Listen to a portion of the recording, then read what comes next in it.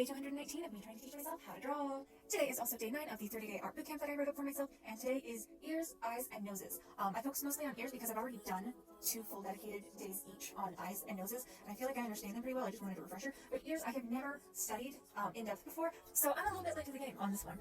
But really what helped my brain grasp this is thinking of the ear as a bowl or a funnel, because that's essentially what it is to get sound into your inner ear canal. And giving it kind of that 3D base is really, I think, what's helped me figure out how to draw it from the back view and the top view. Ears are also really important for showing the angle that the head is tilted, because if you place them wrong, then it just kind of flattens everything out. And the anatomy of the ear, it looks so complicated, but it's really not if you just like break it down.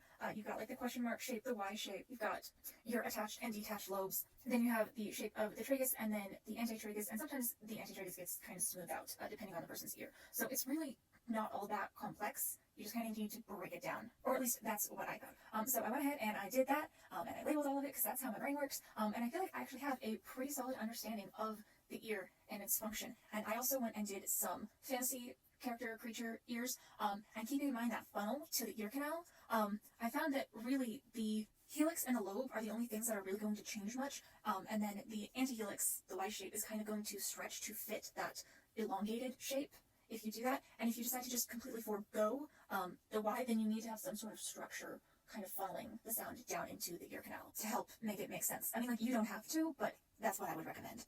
And then I went on and did some quick eye studies and a refresher of the anatomy there. The iris sits back and kind of creates a bowl or a plate shape, and that's why the shading is always kind of weird. And I found that if you place the pupil slightly off center, it helps give that pushed back look.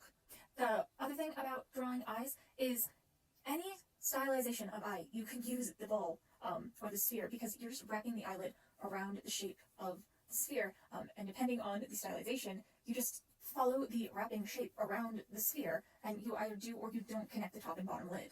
Also, keeping in mind that the cornea is a bump out, and so it will change the way that the eyelid rests depending on what way you are looking.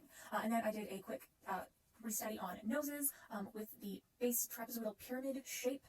And this was really just a quick refresher. Noses are something that I find that I'm pretty okay at, unless I'm doing, as you can see, a top-down view. That angle gave me so much grief for some reason. But really, the main thing that I found with facial features is if you have a good enough base that you can sculpt on top of and maneuver around a bit, you will be able to draw any facial feature in just about any stylization. You just need to use reference images until your visual library has built up enough for you to be able to play with all of the different types there are. And then, of course, I had my warm-ups today. I did 2 6-minute gesture drawings, a quick 3-minute hand study, and, of course, my daily Bridgman studies. But yeah, that's what I got done today. It was kind of a lot, but yeah, I will see you all next time.